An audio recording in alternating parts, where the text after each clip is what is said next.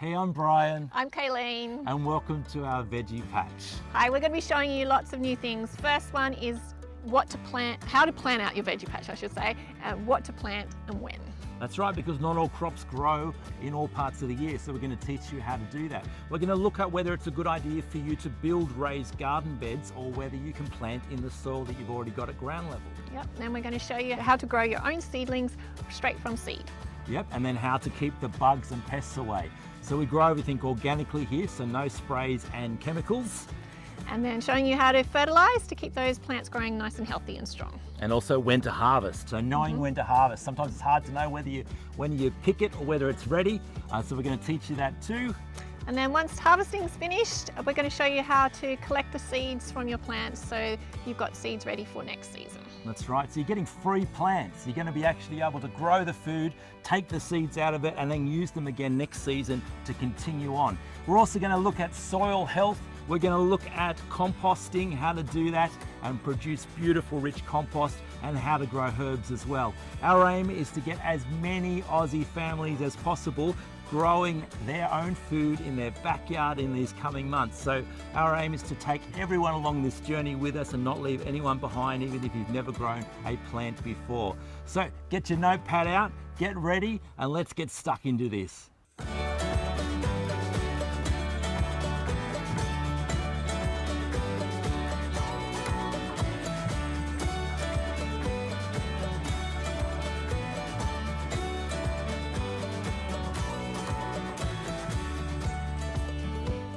So we've got a lot of things that we're going to cover in these videos. Now we can't all do it in one video.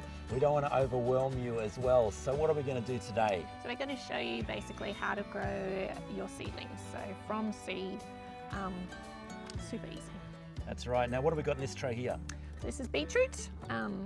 Yeah, one of the easiest things to grow and one of the tastiest things to grow. That's right, because you can use beetroots for baking and make chips out of them and dips and smoothies. Smoothies, that's right. Steam them. Smoothies you can for lunch. do anything.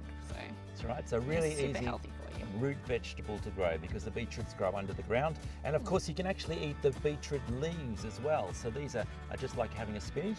Yeah. Probably shouldn't eat it while I'm actually talking on camera though, because it makes you sound funny. Yes. But beetroot leaves are really edible as well, so keep that in mind.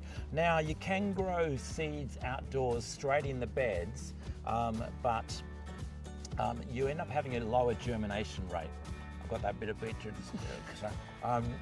lower germination rate because the conditions are basically not perfect. You're at the element of the weather.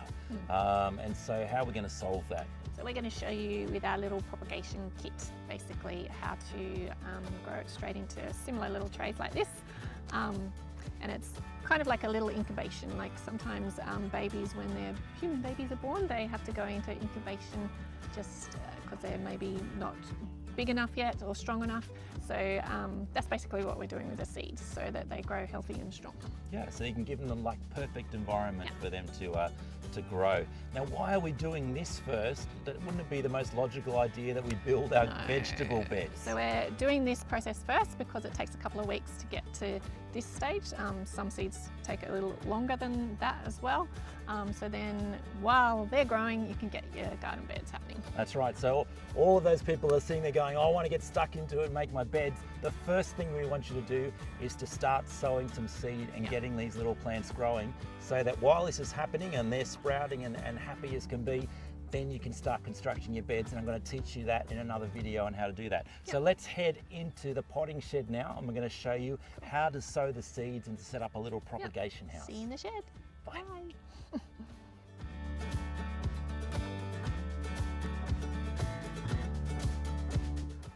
Well, welcome to our little potting shed here. So we're going to show you first of all the little propagation kit that we were talking about.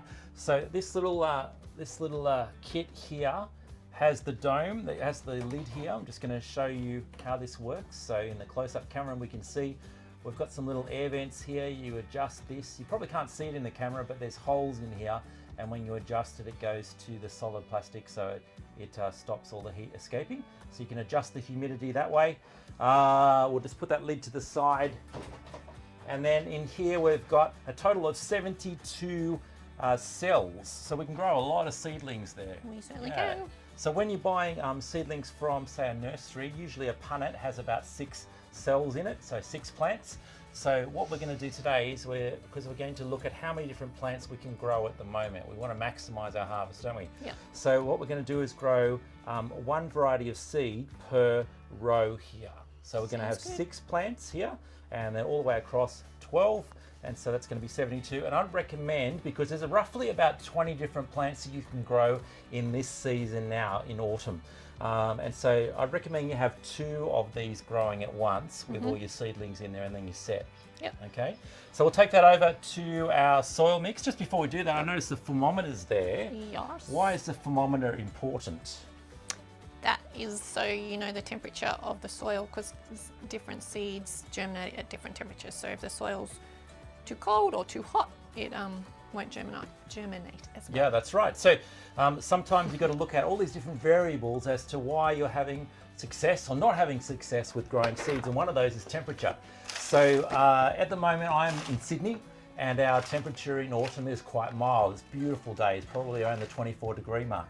But if you're in a cooler area or in a mountain area, it's starting to get a little bit nippy, and the soil is going to generally be, remember, cooler than what your house is unless it's in full sun.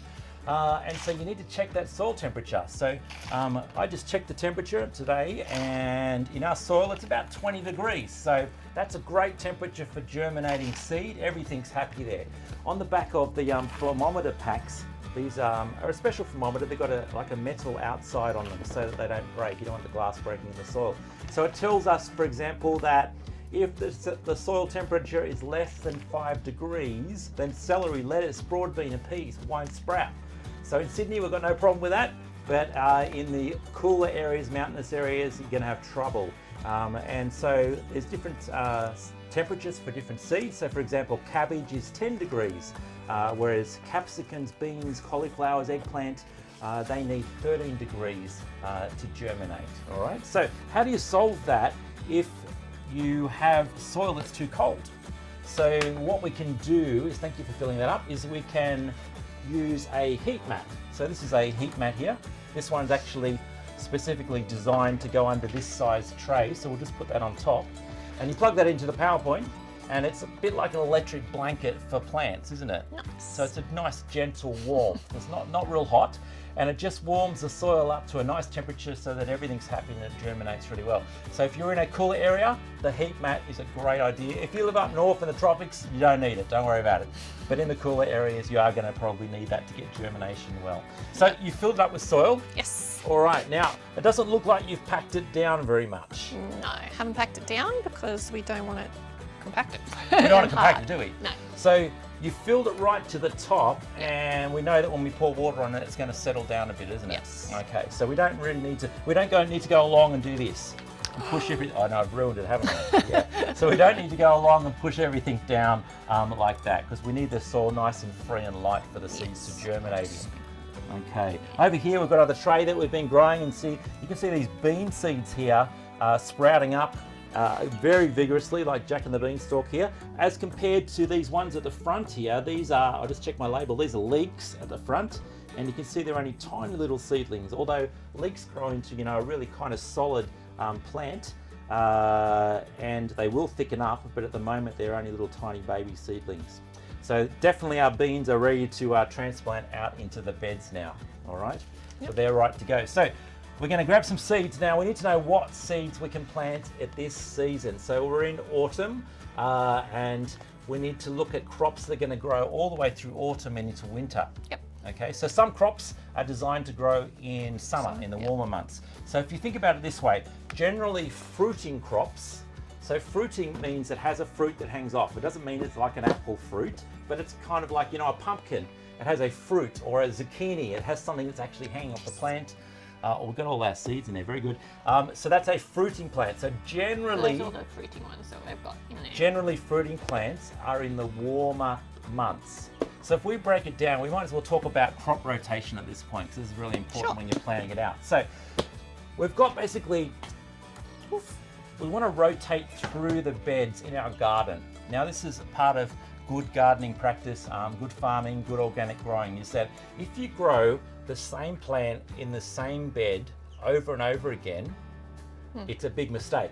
well, it doesn't give the soil time to rest and recuperate. And some plants are more nitrogen. That's right, they need more producing nitrogen. They feed on nitrogen. So what you've got to do is you've got to go through this cycle. Now, it's not too complicated. I'm going to break it down. So we've got 4 groups here. So our first group is that it's kind of like your resting period. So we're going to rest the beds, and that's where we are adding nitrogen back into the soil, and we're growing things like peas and beans because they add nitrogen back into the soil. So that's group 1. On our chart, where's our chart? Down there. Down here. So we created this chart for our garden, but we've got all these color coding here, and we're going through this cycle of 1, 2, 3, 4. And I'll tell you what they actually represent. So 1 is our adding nitrogen to the bed. 2, this group here are plants that love nitrogen and they need lots of it, so we put them in next. And then after they're finished, we put in plants that require not quite as much nitrogen, so that's generally our fruiting plants. And then the last group here are our root plants, and they require hardly any nitrogen at all.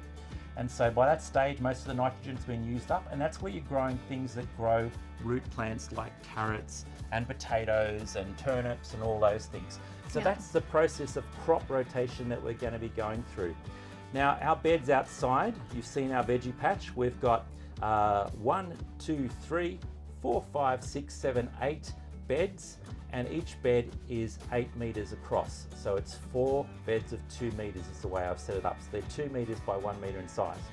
And so we rotate through these colors to ensure that we're actually doing good crop rotation, and we're not going to get pests and diseases building up in those beds. And we're also allowing the soil to go through this nitrogen usage process.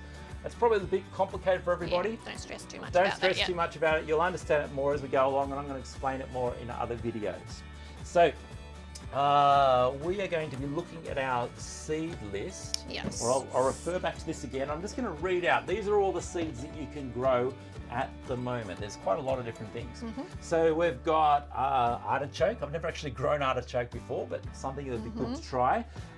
Broccoli, Brussels sprouts, cabbage, cauliflower, celery, chives. You're probably writing this down. I can't write it down fast enough. Coriander, herbs, dill, kale, lettuce, pak choi, parsley, rocket, silver beet, winter spinach, beetroot, carrot, garlic, leek, onions, radish, spring onions, sweet potatoes, and turnips. And of course you can also put pea crops in as well, because we're coming into pea growing season as well. Love a good fresh pea. Yes. So there's a heap of different things you can grow. There's roughly about 20, so that's why we need to do 2 different trays for that. So let's grab some seeds out, and we're going to start planting those seeds. I've just got some kale seeds. We've popped them into our little seed distributor. Is that what you call it? Now, why is this important? Why are we kind of having to be careful with the seeds? Well, I don't want to tip too many into one spot. Yeah, so we want to. They're very small, aren't they? They're precious. Seeds are precious. They're very small. We'll get a close-up shot just to show you how small these little seeds are. So these are kale seeds. Okay, there we go. So each seed's about 1 millimeter across is what I would estimate. And there are some seeds that are even smaller than this as well.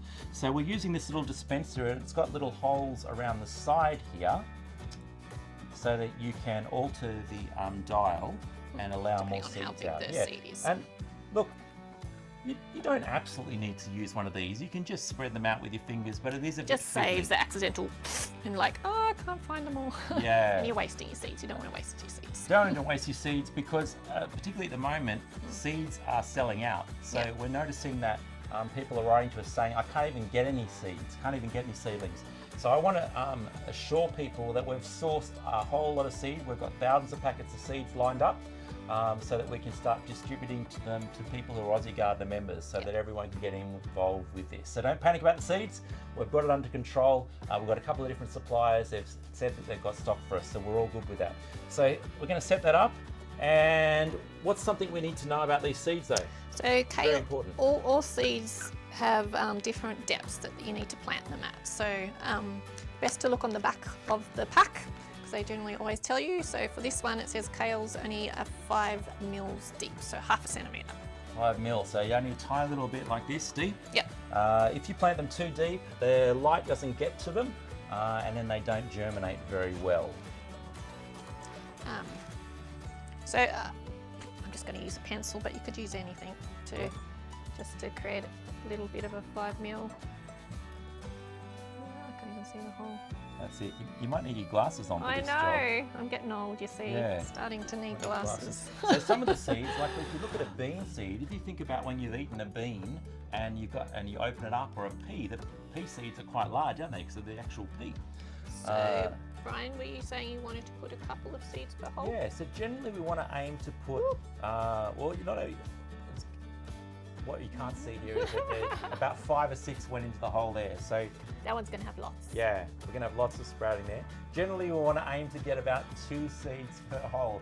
Why not 1? Because often one of them won't germinate, and you want to not have an empty cell because you need every one of them to count. So we're aiming to put about 2 seeds in there. So Kaylene's just giving it a little tap to get them in there.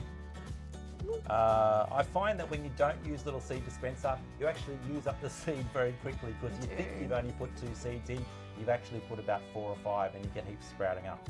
Beautiful. Now, So we need to label that. that's very important step. Why is that so important, Kaylene? Because you can't always tell what they are. Like over time, you'll get to visually know what different plants look like. But when you're first starting out, it's good. Or even we still label it. It's a good idea to also put the date on there Date? as well. What is the Yeah, date today? just as a reference, so you can learn how long it takes for things to germinate. It's about 26. 26. Oh.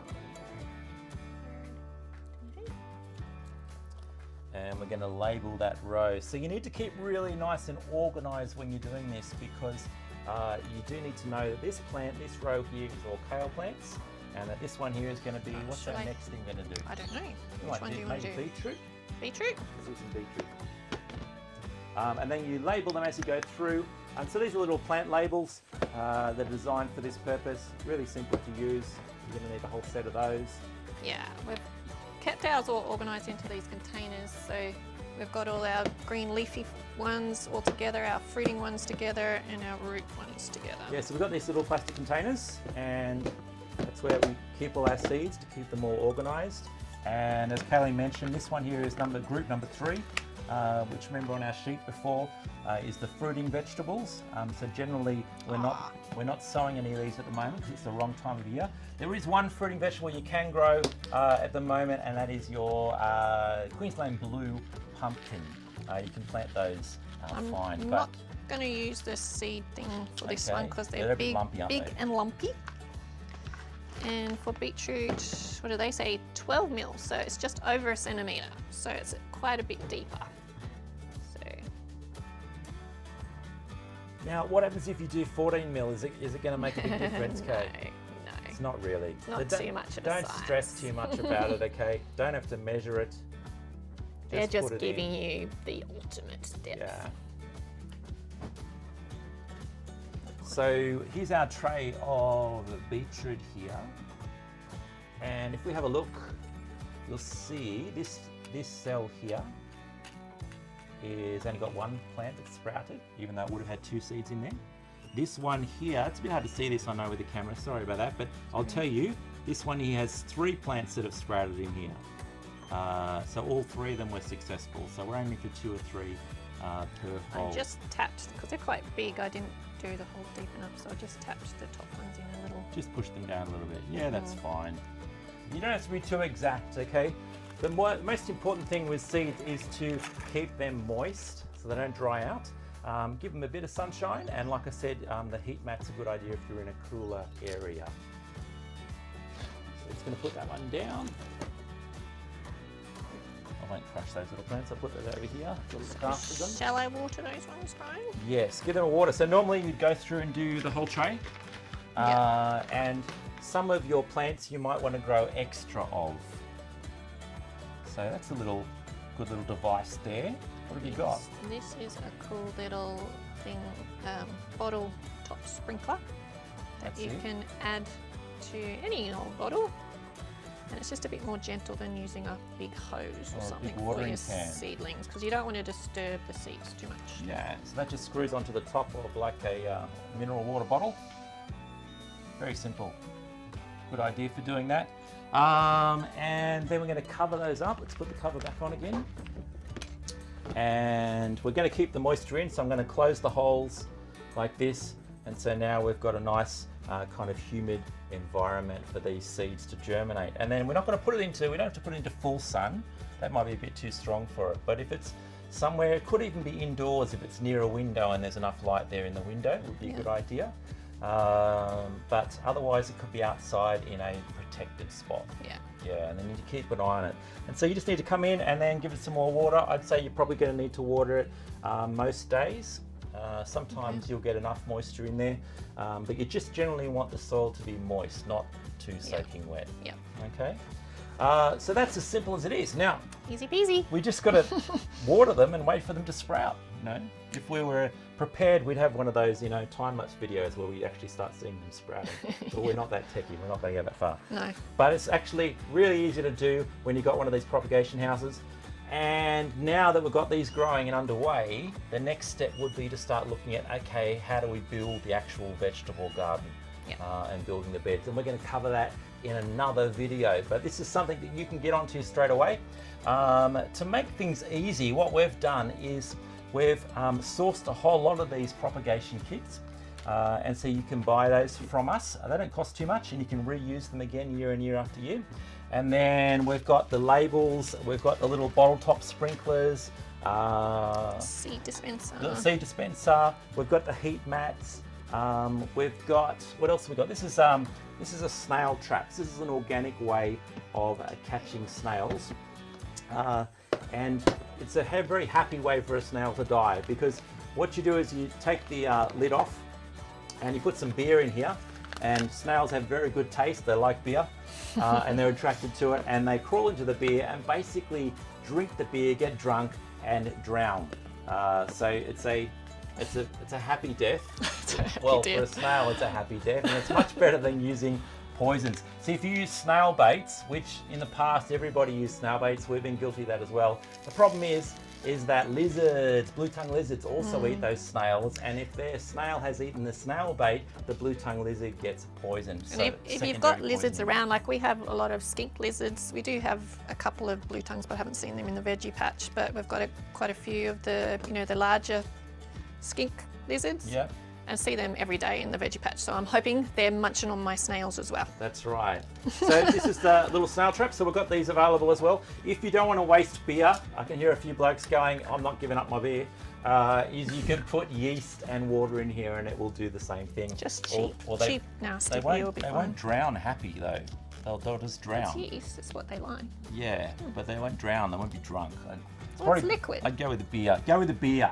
All right, go with the beer. Have a happy snail. What else we got? We've also got Amgrow all-purpose slow-release fertilizer. So we've got a pack of that as well available. And soft tire wire, you're going to need this as your plants grow. Especially for things like beans and stuff. Yeah, once you start growing beans, they start growing taller and things, you're going to need tire wire, so we're going to include that. So what we're doing is putting together a pack to get you started, to make it super easy for you. Of course, if you've already got these materials at home, you don't need to buy it. But if you don't, this is the easiest way to get started, because we want to make sure that anybody can actually give this a go. All right, and the other thing we're doing is seeds. So we've gathered like the 20 or so varieties of seed, that you can grow, and we're putting that together as a pack. So you don't have to try and source seed from all different places where it's running out. We're going to send it to you, all the different seeds you need for now to start sowing. Cool. All right, so I think we've covered everything in this segment. Well, I think we have. So I'm sure you'll have lots of questions. So that's right. Just post the questions. That's right. That's what we wanted to say. The Facebook group. So if you haven't already, I want you to join our Facebook group, the Aussie Gardener Facebook group, and we'll post a link below. And that's a good place for you to ask questions, things that we haven't covered. And I'll be on there answering things. And also a lot of our customers have a lot of experience growing They do. veggies. Yeah, we've got lots They of do. customers across Australia, and so they're going to jump in and help me answering questions as well, because gardeners are a friendly bunch. They like to help each And other. they've got a wealth of knowledge. They have a wealth of knowledge. When you've got lots of experience in the garden, you've got lots to teach other people. That's right. So don't be afraid that if you have no idea what you're doing, you're in a welcome place, and people are going to help you. So join up with the Aussie Gardener Facebook group. And otherwise, we're going to see you in the next video. We will do. All right. Thanks for watching, guys.